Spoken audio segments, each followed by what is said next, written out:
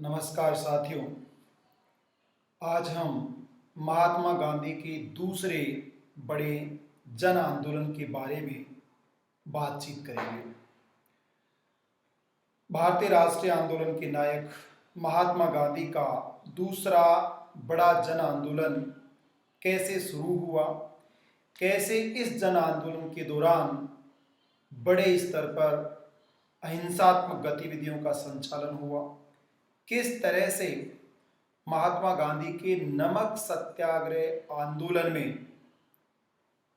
पूरे भारतवर्ष के अथवा अधिकांश भारतवर्ष के आम जन के द्वारा अपनी सहभागिता का निर्वहन किया गया। जैसा कि आप देख रहे हैं, इसका नाम नमक सत्याग्रह आंदोलन 1930 से 1934 आपको दिखाई दे रहा होगा। बेसिकली नमक सत्याग्रह नाम क्यों रखा गया अथवा ये इस नाम से क्यों जाना जाता है? वास्तविक रूप में यह सविनय अवज्ञा आंदोलन, सिविल डिसओबीडियंस मूवमेंट के नाम से वेल नोन है। नमक सत्याग्रह इस आंदोलन का केंद्र जो था वह साल्ट मार्च को रखा गया। साल्ट रूल्स और जो ब्रिटिश सरकार द्वारा नमक कानून बनाया गया, उस नमक कानून की विनम्रता पूर्वक उल्लंघन को मुख्य भाग में शामिल किया गया। आखिरकार नमक को ही गांधी ने क्यों चुना अथवा जो महात्मा गांधी ने केंद्र में रखा इसे क्यों रखा, इसके पीछे एक बहुत बड़ा रीजन है। आम जनता को मूवमेंट के साथ जोड़ने के लिए, आम उपभोग की वस्तु पर ब्रिटिश सरकार को अभिव्यक्त करने के लिए, सामने लाने के लिए कि किस प्रकार ब्रिटिश सरकार भारतीयों का शोषण कर रही है और किस प्रकार हमें स्वराज की आवश्यकता है। नमक सत्याग्रह शुरू करने से ठीक पहले की अगर बात करें तो लाहौर, रावी नदी के तट पर पंजाब के लाहौर में पंडित जवाहरलाल नेहरू की अध्यक्षता में राष्ट्रीय कांग्रेस का लाहौर सेशन आयोजित हुआ। दिसंबर 1929 के इस सेशन में पंडित जवाहरलाल नेहरू और उसके समर्थक युवा समूह के द्वारा पूर्ण स्वराज कांग्रेस का लक्ष्य घोषित किया गया। अर्थात पहली बार इंडियन नेशनल कांग्रेस ने अब तक जो स्वराज था उस स्वराज को पूर्ण स्वराज के रूप में ऑफिशियली डिक्लेयर कर दिया कि कांग्रेस का उद्देश्य अब केवल स्वराज प्राप्ति करना नहीं है, अपितु कांग्रेस का उद्देश्य पूर्ण स्वराज की प्राप्ति करना है। स्वराज का प्रस्ताव 1906 ईस्वी में दादाभाई नौरोजी के द्वारा की अध्यक्षता में आयोजित कांग्रेस सेशन में भी किया गया था, परंतु यहाँ जो था वह पूर्ण स्वराज की बात कही गई है। आने वाली 26 जनवरी 1930 की तारीख से भारत का प्रथम स्वाधीनता दिवस मनाने की घोषणा भी की गई। और जैसा साथियों आपको सर्वज्ञात है कि भारतीय संविधान जो 26 नवंबर 1949 को बनकर तैयार हो गया था, इस 26 जनवरी 1930 के प्रथम स्वाधीनता दिवस की ऐतिहासिक स्मृति में ही संविधान को पूर्ण रूप से 26 जनवरी 1950 की तारीख को लागू किया गया। महात्मा गांधी के द्वारा 31 जनवरी 1930 की एक डेडलाइन फिक्स की गई। जनवरी 1930 तक यदि तत्कालीन ब्रिटिश भारत के governor general and viceroy Lord Irwin Mahatma Gandhi की 11 सूत्री डिमांड को स्वीकार कर लेते हैं तो कोई मूवमेंट नहीं होगा। यदि महात्मा गांधी के द्वारा रखी गई 11 सूत्री फॉर्मूले में इन डिमांड्स को गवर्नर जनरल अथवा वाइसराय पूरा नहीं करता है तो गांधी एक बड़ा जन आंदोलन करेगा। इसका मतलब एक बड़े जन आंदोलन का आहूत किया जाएगा। वाइसराय ने गांधी को कोई तवज्जो नहीं दी। फरवरी 1930 में गांधी ने फिर से तत्कालीन secretary of state for India, Bharat मंत्री अथवा भारत सचिव पेजवुड को लेटर लिखा और पेजवुड को लेटर में साफ इंगित किया गया कि यदि आप हमारी इन मांगों को स्वीकार नहीं करते हैं तो एक बड़े जन आंदोलन का आपको सामना करना पड़ेगा। फरवरी 1930 में ही साबरमती में कांग्रेस वर्किंग कमेटी CWC को ये जिम्मेदारी दी गई कि वह आंदोलन का उत्तरदायित्व संभालें, निर्वहन करें, संचालन करें और इसे मास मूवमेंट में कन्वर्ट करें। तो साथियों, 12 मार्च 1930 की दिनांक को महात्मा गांधी के नेतृत्व में 78 अनुयायियों के साथ दांडी मार्च शुरू किया गया। दांडी मार्च की शुरुआत ही नमक सत्याग्रह आंदोलन अथवा सविनय अवज्ञा आंदोलन की श्री गणेश की तारीख मानी जाती है। साबरमती के संत ने यह प्रण लिया कि जब तक वो भारत को स्वराज नहीं दिला देते वो साबरमती लौटकर नहीं आएंगे। साबरमती आश्रम अहमदाबाद में साबरमती नदी के किनारे गुजरात में स्थित है। साबरमती से दांडी मार्च तक लगभग 24 दिनों की पैदल यात्रा पूर्ण करके हजारों की संख्या में गांधी का ये कारवां 5 अप्रैल 1930 की तारीख को वर्तमान गुजरात के नवसरी और नौसरी जिले में स्थित दांडी बीच समुद्री तट पर पहुंचा। 6 अप्रैल 1930 की तारीख को महात्मा गांधी के नेतृत्व में सूर्योदय के समय एक मुट्ठी भर नमक बनाया गया और सांकेतिक रूप से नमक कानून का विनम्रता के साथ उल्लंघन किया गया। सिविल डिसओबीडियंस मूवमेंट विनम्रता के साथ ब्रिटिश सरकार के कानून का उल्लंघन करना ही सविनय अवज्ञा कहलाता है और इस पद्धति को इस सविनय अवज्ञा आंदोलन के नाम से जाना गया। महात्मा गांधी ने अपने आंदोलन को एक अहिंसक आंदोलन के रूप में स्थापित किया। सत्याग्रह और अहिंसा की जो नीति थी उन सिद्धांतों पर, उस नीति पर आंदोलन को संचालित किया। वायसराय की 11 सूत्री मांगों पत्र और चेतावनी के बाद जब वायसराय नहीं चेते तो आंदोलन शुरू करने से पहले वायसराय को कहा गया, पत्र लिखा गया कि ब्रिटिश हुकूमत और ब्रिटिश वायसराय को हमने उनके समक्ष झोली फैलाकर रोटियां मांगी, बदले में हमें पत्थर मिले। इंतजार की घड़ियां खत्म हो चुकी हैं और ब्रिटिश हुकूमत को जो कि ताकत की भाषा समझती है अब एक बड़े जन आंदोलन का सामना करना पड़ेगा और इस आंदोलन को साबरमती आश्रम से दांडी मार्च के रूप में जाना जाता है। साबरमती आश्रम से दांडी तक जो यात्रा महात्मा गांधी ने की 12 मार्च से 6 अप्रैल 1930, इसकी तुलना महान स्वतंत्रता सेनानी सुभाष चंद्र बोस ने नेपोलियन के 20 मार्च 1815 से 8 जुलाई 1815 ईस्वी तक के एल्बा से पेरिस अभियान से की है। सुभाष चंद्र बोस कहते हैं, गांधी का दांडी मार्च वैसे ही है ठीक जैसे कि कभी एल्बा से पेरिस तक नेपोलियन बोनापार्ट के द्वारा फ्रांस में पेरिस अभियान चलाया गया था। दोस्तों, भारतवर्ष में नमक सत्याग्रह का जगह जगह आंदोलन किया गया, नमक कानून तोड़ा गया, साल्ट मार्च निकाला गया। जहां नमक बनाने के क्षेत्र नहीं थे वहां नो टैक्स मूवमेंट चलाया गया। चौकीदारी टैक्स मूवमेंट बहुत चर्चित रहा। शराबबंदी की गई, स्वदेशी बहिष्कार, विदेशी वस्तुओं की होली जलाना, तमाम तरह के अहिंसक उपबंधों, टूल्स और वेपन्स का यूज किया गया। आंदोलन के दौरान लगभग 90,000 से अधिक भारतीयों को गिरफ्तार किया गया, जेल में बंद किया गया। आंदोलन में सोशल मोबिलाइजेशन के लिए गांधी के नेतृत्व में प्रभात फेरियां छोटे छोटे बालकों के द्वारा निकाली गई, लोगों को जन आंदोलन से जोड़ा गया। छोटे बालकों की सेना बनाई गई जिसे वानर सेना के नाम से जाना गया।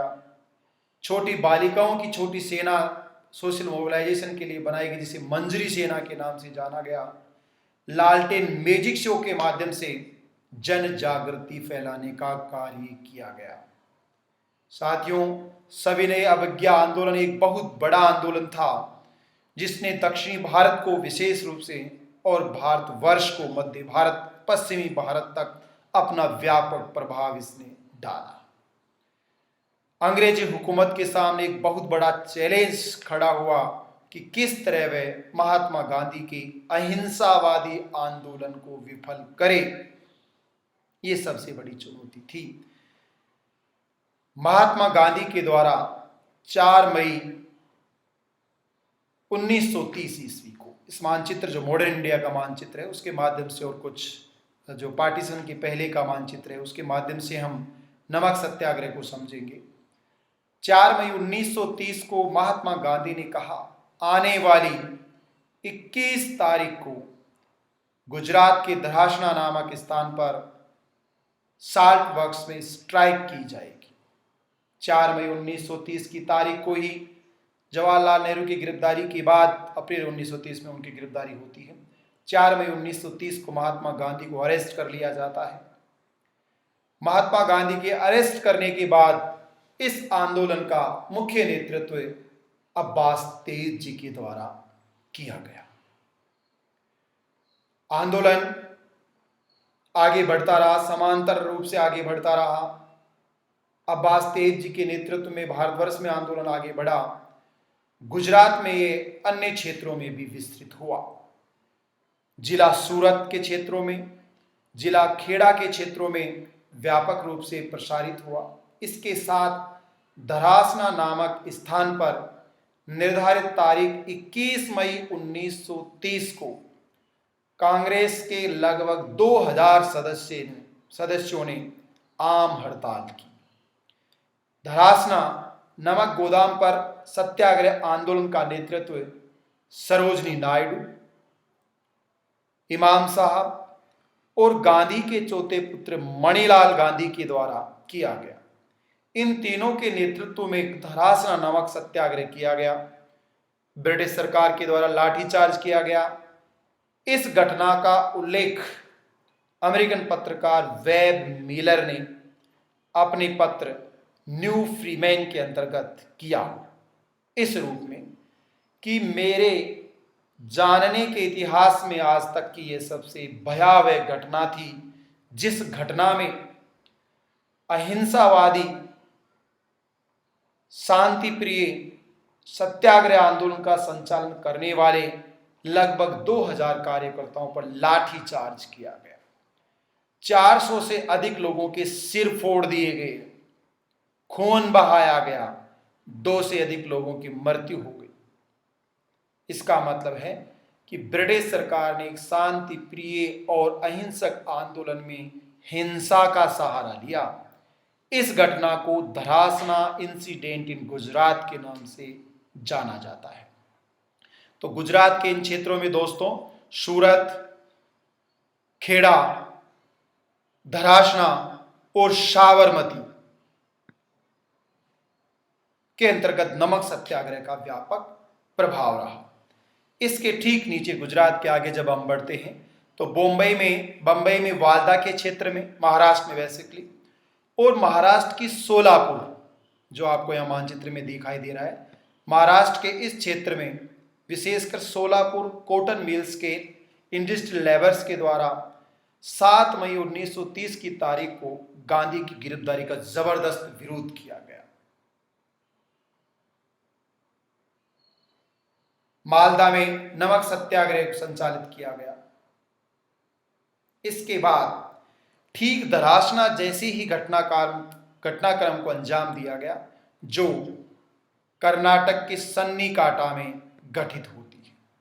सन्नीकाटा नमक वर्कशॉप पर शांति प्रिय और अहिंसक आंदोलन कर रहे नमक सत्याग्रहियों पर लाठीचार्ज किया गया। कर्नाटक के ठीक नीचे केरला के क्षेत्र में 2 तटीय क्षेत्रों पर यहां प्रसिद्ध रही। नंबर 1 मालाबार तटीय क्षेत्र। केरल के मालाबार तटीय क्षेत्र में वाइकोम सत्याग्रह के प्रसिद्ध नायक के केलप्पन के नेतृत्व में नमक सत्याग्रह का संचालन किया गया। ठीक मालाबार तट के पास नीचे कोरोमंडल तट पर, सॉरी कालीकट तट पर, कालीकट तट के पास प्रसिद्ध गांधीवादी नेता के द्वारा नमक सत्याग्रह का संचालन किया गया और इन प्रसिद्ध गांधीवादी नेता का नाम था पी कृष्णा पिल्लई। 11 नवंबर 1930 की इस घटना में कृष्णा पिल्लई भारत के ध्वज को लहराते हुए ब्रिटिश सरकार का सामना करते हैं और लाठीचार्ज का सामना करते हैं। राष्ट्रवाद की भावना उग्र स्वरूप में पिल्लई के इस घटनाक्रम में दिखाई देती है, जो नमक सत्याग्रह का ही एक अभिन्न हिस्सा था। ठीक उसके बाद तमिलनाडु में प्रसिद्ध गांधीवादी कार्यकर्ता सी राजगोपालाचारी, चक्रवर्ती राजगोपालाचारी के नेतृत्व में साल्ट मार्च का आयोजन किया गया। तमिलनाडु में तिरुचिरापल्ली से तंजौर तक साल्ट मार्च का आयोजन किया गया। तिरुचिरापल्ली से तंजौर तक जो साल्ट मार्च किया गया वह ठीक वैसे ही था जैसे साबरमती के संत ने साबरमती से दांडी मार्च तक साल्ट मार्च किया, नमक अभियान चलाया। ऐसा ही नमक अभियान चक्रवर्ती राजगोपालाचारी के द्वारा तिरुचिरापल्ली से तंजौर तक चलाया गया। इंपॉर्टेंट बात है याद रखने वाली। इसके बाद आंध्र प्रदेश के क्षेत्र में, वर्तमान आंध्र प्रदेश के क्षेत्र की अगर बात करें तो 3 मुख्य क्षेत्र पर सत्याग्रह आंदोलन या जो सत्याग्रह आंदोलन के केंद्र रहे। नंबर 1 गुंटूर आंध्र प्रदेश, नर्मदा और कृष्णा नदी के क्षेत्र में, नर्मदा, गोदावरी और कृष्णा नदी के क्षेत्र में, पूर्वी गोदावरी और पश्चिमी क्षेत्र में, कृष्णा नदी के पूर्व पश्चिमी क्षेत्र में नमक सत्याग्रह आंदोलन चलाया गया। इसी के साथ बड़े स्तर पर व्यापारी वर्ग ने आर्थिक सहयोग किया। इसी के साथ कामा और राजू जनजाति, कृषक जनजातियों ने इस आंदोलन में महत्वपूर्ण भूमिका निभाई।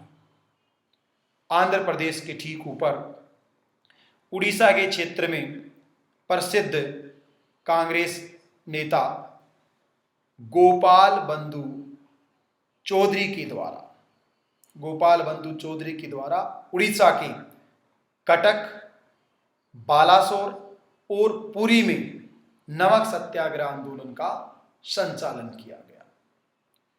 इसके ठीक बाद तत्कालीन बंगाल जो बहुत बड़ा क्षेत्र था, उस बंगाल क्षेत्र में एक बड़ा मूवमेंट था। उस समय कलकत्ता कॉरपोरेशन के इलेक्शन भी थे। इलेक्शन को लेकर सुभाष चंद्र बोस और जे.एम. सेन गुप्ता के बीच कांग्रेस के 2 ब्रांचेस थी। उनके नेतृत्व में कर विरोधी आंदोलन चलाया गया, टैक्सेशन नहीं देने का आंदोलन चलाया गया। इसके साथ चौकीदारी टैक्स रोकने का आंदोलन चलाया गया। इसी के साथ बंगाल के चटगांव में सूर्य सेन और उसके क्रांतिकारी फॉलोअर्स, उन अनुयायियों ने चटगांव में एक समानांतर सरकार की स्थापना करने की भी घोषणा की। समानांतर सरकार जो बेसिकली 1942 क्विट इंडिया मूवमेंट का मुख्य हिस्सा रही है। यहाँ भी चटगांव बंगाल में सूर्य सेन के अनुयायियों के द्वारा एक स्वतंत्र सरकार की स्थापना करने की घोषणा की गई। इस क्षेत्र में विशेष रूप से सांप्रदायिक हिंसा के कारण असम और बंगाल का क्षेत्र उतना प्रभावी नहीं रहा, हालांकि हिंसा ज़्यादा हुई। ढाका और किशोरगंज में कम्युनल वायलेंस हुआ, जिसके कारण मुस्लिम रिप्रेजेंटेशन लो लेवल पर रहा, अल्प स्तर पर, न्यून स्तर पर रहा। नागालैंड और मणिपुर के क्षेत्र में, नागालैंड और मणिपुर के क्षेत्र में नागा जनजाति के लिए आध्यात्मिक नेता के रूप में प्रसिद्ध रानी गेडोनालू के नेतृत्व में सत्याग्रह आंदोलन चलाया गया, स्वाधीनता आंदोलन चलाया गया। रानी गेडेनालू के शब्दों में, सफ़ेद चमड़ी के लोग हमारे ऊपर शासन नहीं कर सकते, उनको शासन नहीं करना चाहिए क्योंकि हम स्वतंत्र हैं। 1932 में रानी गिडेनालू को गिरफ्तार किया गया और बाद में इन्हें 1946 अंतरिम सरकार, भारत की अंतरिम सरकार के द्वारा इनको रिलीज किया गया, जेल से छोड़ा गया उसके निवेदन पर।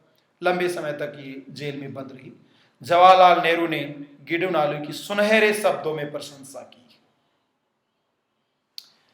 असम में कोई विशेष प्रभाव नहीं रहा। बिहार और झारखंड के क्षेत्र में ट्राइब्स के द्वारा गांधी के सत्याग्रह आंदोलन को आगे बढ़ाया गया। मांझी बंधुओं के द्वारा पूर्ण शराबबंदी के साथ स्थानीय शराब का उत्पादन किया गया, हथकढ़ शराब का उत्पादन किया गया जो बेसिकली जहरीली होती है, उसका वितरण भी किया गया। और उनके द्वारा संथाल, छोटा नागपुर और झारखंड के आसपास के क्षेत्र में ट्राइब्स के द्वारा बड़े स्तर पर गांधी का सहयोग किया गया। नमक सत्याग्रह में अपनी महत्वपूर्ण भूमिका का निर्वहन किया गया। संयुक्त प्रांत और मध्य प्रांत विशेष रूप से कर विरोधी आंदोलन के लिए, चौकीदार कर नहीं देने के लिए, लगान माफी मांग के लिए प्रभावी रहा। सबसे महत्वपूर्ण जो योगदान की बात आई, मध्य पूर्व और ये संयुक्त प्रांत का क्षेत्र की बात है। अगर सबसे प्रभावी जो योगदान की हम बात करें तो वर्तमान जो पाकिस्तान का क्षेत्र है और उस समय का जो हम कह सकते हैं कि उत्तर पश्चिमी सीमांत प्रांत, नॉर्थ वेस्ट फ्रंटियर प्रोविंस, इस क्षेत्र में एक प्रभावी आंदोलन का संचालन किया गया। उत्तर पश्चिमी सीमांत प्रांत के पेशावर रीजन में सीमांत गांधी, फ्रंटियर गांधी या बादशाह खान के नाम से प्रसिद्ध अब्दुल गफ्फार खान, पठान नायक जिनका वास्तविक नाम अब्दुल गफ्फार खान था, जिन्हें सीमांत गांधी या फ्रंटियर गांधी के उपनाम से जाना जाता था, बादशाह खान के उपनाम से जाना जाता था। 90% से अधिक आबादी मुस्लिम बाहुल्य आबादी थी। पूरे आंदोलन की अगर हम परिचर्चा करें तो सर्वाधिक माउंटेन्स रिप्रेजेंटेशन यहाँ पर था और बादशाह खान के नेतृत्व में आंदोलन चलाया गया। उत्तर पश्चिमी सीमांत प्रांत में नमक सत्याग्रह आंदोलन के नेतृत्वकर्ता बादशाह खान थे। बादशाह खान के आंदोलन का प्रभाव इतना गहरा और व्यापक था कि ब्रिटिश हुकूमत को सोचने के लिए मजबूर होना पड़ गया। बादशाह खान पख्तून नाम की पत्रिका का भी संचालन करते थे। बादशाह खान का एक संगठन था जिस संगठन का नाम था खुदाई खिदमतगार संगठन, जिसका शाब्दिक अर्थ होता है ईश्वर के सेवक, जिसे रेड कुर्ती ऑर्गेनाइजेशन, लाल कुर्ती, रेड शर्ट ऑर्गेनाइजेशन, लाल कुर्ती ऑर्गेनाइजेशन के नाम से भी जाना जाता है। इस संगठन के बैनर तले सत्याग्रह आंदोलन चलाया गया। पेशावर के क्षेत्र में जब कांग्रेस के लीडर्स को गिरफ्तार किया गया तो पूरी मोमडन्स पॉपुलेशन ने जबरदस्त विरोध किया। सर्वाधिक विरोध प्रदर्शन हुई, अहिंसक विरोध प्रदर्शन हुई। इसीलिए इन्हें सीमांत गांधी और फ्रंटियर गांधी कहा गया है। ब्रिटिश सरकार को, वायसराय लॉर्ड इरविन को मजबूर होकर लीडर्स की रिहाई करनी पड़ी, जिसके बाद आंदोलन शांत हुआ। प्रदर्शन के दौरान मार्शल लॉ को भी एग्जीक्यूट किया गया, लेकिन गढ़वाल रेजिमेंट के सैनिकों ने भीड़ पर हथियार चलाने से मना कर दिया क्योंकि वह एक अहिंसक भीड़ थी। इनडायरेक्टली गांधी के साल्ट मार्च मूवमेंट का उन्होंने समर्थन किया। ये पख्तून और पठान नायक का प्रभाव था कि ब्रिटिश सरकार को बैकफुट पर जाना पड़ा। लगभग 90,000 से अधिक गिरफ्तारियां हुई और इन व्यापक स्तर की गिरफ्तारियों के बाद सबसे बड़ा जो योगदान था व्यापारियों का, महिलाओं का, बच्चों का, बालिकाओं का, किसानों का, औद्योगिक मजदूरों का, अधिकांश समुदायों का इसमें योगदान रहा। जनवरी 1931 बिना किसी कंडीशन के कांग्रेस के लीडर्स को रिलीज किया गया, इंक्लूडिंग महात्मा गांधी। वाई? जुलाई 1930 के आसपास जब वार्ता की, लॉर्ड इरविन ने देखा कि माहौल बहुत ज़्यादा प्रभावी होता जा रहा है, आंदोलन को कैसे रोल बैक पर लाया जाए या बैक फुट पर लाया जाए, तेज बहादुर सप्रू और MR जैकर से वार्तालाप की गई। वार्तालाप का नतीजा देखा कि लॉर्ड इरविन को महात्मा गांधी से वार्ता करनी चाहिए, समझौता करना चाहिए। समझौते का एक पूर्व कदम ही समझो, अथवा हम कह सकते हैं अंग्रेजों की एक नई चाल, नया पैतरा, नया दाव, new tactics regarding failure of this movement. इस आंदोलन को असफल बनाने के लिए उनकी एक नई चाल थी, नई शैली थी, जिस शैली में वो सफल भी हुई। वायसराय लॉर्ड इरविन और महात्मा गांधी के बीच 5 मार्च 1931 की तारीख को एक कॉन्ट्रैक्ट हुआ, जिसे दिल्ली कॉन्ट्रैक्ट, दिल्ली समझौता अथवा गांधी इरविन समझौते के नाम से जाना जाता है। गांधी इरविन समझौते का प्रस्ताव लॉर्ड इमर्सन के द्वारा लिखा गया। गांधी इरविन समझौते अथवा दिल्ली पैक्ट पर, दिल्ली समझौते पर लॉर्ड इरविन ब्रिटिश भारत के viceroy, Mahatma Gandhi Indian representatives authorised by the Indian national Congress के द्वारा हस्ताक्षर किए गए। समझौते की शर्तों के अनुसार सेकेंड राउंड टेबल कॉन्फ्रेंस में कांग्रेस भाग लेगी, आंदोलन स्थगित किया जाएगा, राजनीतिक हत्या के आरोपियों को छोड़कर बाकी को मुक्त कर दिया जाएगा। ऐसी ही कुछ मांगों के साथ आंदोलन को स्थगित कर दिया गया, एडजॉर्न कर दिया गया 5 मार्च 1931। सितंबर से दिसंबर 1931, 30, 31 और 32 3 round table conference were held.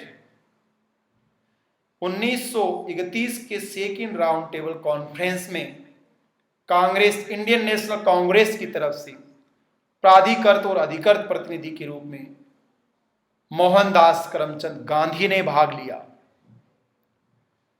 Saint James palace में तत्कालीन सांसद विंस्टन चर्चिल ने गांधी को देशद्रोही फकीर कहा।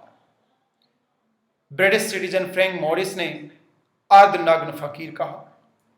सेंट जेम्स पैलेस की सीढ़ियां उतरते हुए गांधी ने कहा, भले ही मेरी बात स्वीकार नहीं की गई हो, भले ही दूसरा गोलमेज सम्मेलन असफल हो गया हो, लेकिन मेरे पास भारतीयों को कुछ कहने के लिए है। वो ये है कि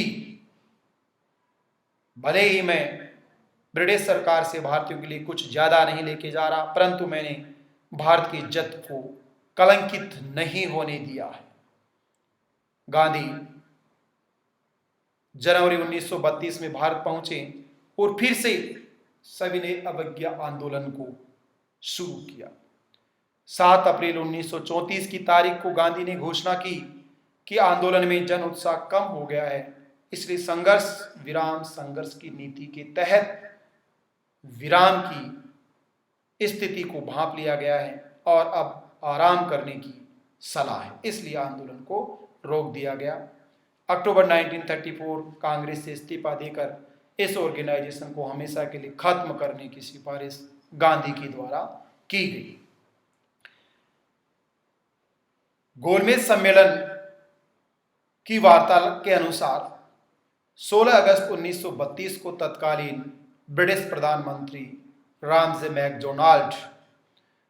मैकडोनाल्ड के द्वारा अंबेडकर की डिमांड को आधार बनाकर एक नवीन विभाजनकारी सांप्रदायिक नीति को लागू करने की कोशिश की गई। उसका डिक्लेरेशन किया गया, जिसे कम्युनल अवार्ड डिक्लेरेशन अथवा मैकडोनाल्ड पंचांट के नाम से जाना जाता है। सिखों के लिए, मुसलमानों के लिए, एंग्लो इंडियंस के लिए, यूरोपियंस के लिए जो पहले से ही कम्युनल कॉन्स्टिट्यूएंसी एरिया तय किए गए थे, कम्युनल इलेक्शन एरिया तय किए गए थे, रिप्रेजेंटेटिव एरिया तय किए गए थे, वैसे ही हिंदू धर्म में भी अनुसूचित जाति शेड्यूल कास्ट के लिए schedule caste communal representative areas की बात कही गई। सांप्रदायिक चुनाव क्षेत्रों के निर्धारण की बात कही गई, जिसे गांधी ने हिंदुओं को हिंदुओं से विभाजित करने की नीति के रूप में अभिव्यक्त किया और यरौदा जेल महाराष्ट्र में आमरण अनशन शुरू कर दिया, जिसके परिणाम स्वरूप एमसी राजा, मदन मोहन मालवीय, पुरुषोत्तम दास टंडन की मध्यस्थता से समझौता हुआ। ठीक जैसे ही तेज बहादुर शाहपुरू, एमआर जयकर और पत्रकार मिस्टर सोलोकोम्ब की मध्यस्थता से गांधी इरविन पैक्ट हुआ, ऐसे ही मदन मोहन मालवीय, पुरुषोत्तम दास टंडन, तेज बहादुर शाहपुरू और एमआर जयकर की मध्यस्थता में गांधी और अंबेडकर के बीच पूना पैक्ट संपन्न हुआ। सितंबर 1932 के इस पूना पैक्ट के तहत सांप्रदायिक प्रतिनिधित्व को छोड़कर सीटों के आरक्षण की व्यवस्था को शुरू किया गया। केंद्रीय विधान मंडलों में 18% सीटें शेड्यूल कास्ट के लिए रिजर्व करने की बात कही गई और जो पहले से 71 सीट्स थी उनकी संख्या बढ़ाकर प्रोविंशियल लेजिस्लेटिव काउंसिल्स में 148 करने की बात कही गई। इसके अलावा भी टर्म और कंडीशन जो हम पूना पैक्ट के अंतर्गत विस्तार से पढ़ेंगे। इस तरह से गांधी और अंबेडकर के बीच पूना पैक्ट हुआ। 1934 7 अप्रैल 1934 तक आते आते आंदोलन शिथिल हो गए, इसलिए आंदोलन को समाप्त करने की घोषणा महात्मा गांधी के द्वारा कर दी गई। ये था महात्मा गांधी का नमक सत्याग्रह अथवा सविनय अवज्ञा आंदोलन, जिसके बाद 1940 में individual civil disobedience movement operate किया गया और अगस्त 1942 में क्विट इंडिया मूवमेंट घोषित किया गया। अगले व्याख्यान में हम महात्मा गांधी के तीसरे बड़े जन आंदोलन भारत छोड़ो आंदोलन के बारे में डिस्कस करेंगे। Thank you so much.